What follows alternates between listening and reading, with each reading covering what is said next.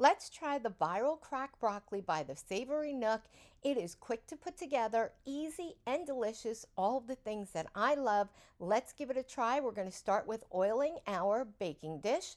Come in with a bag of frozen broccoli. We don't want it overcrowded, so I went ahead and took out all those bits and pieces that are not the best. Give your broccoli a good spritz with olive oil, and then salt, pepper, and garlic. Pretend you saw me put the garlic powder on. Sometimes I forget things thanks to the permanent chemo brain. Give a very nice layer of grated Parmesan.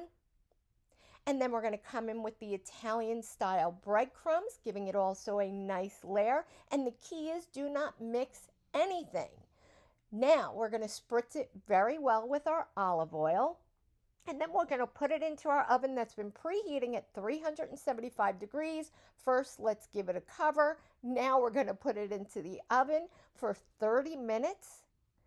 And then after 30 minutes, we're going to remove that cover, cook it for another 25 to 30 minutes, and then you can finish it off with a broil. Just keep an eye on it, and absolutely delicious. Look how beautiful that broccoli is.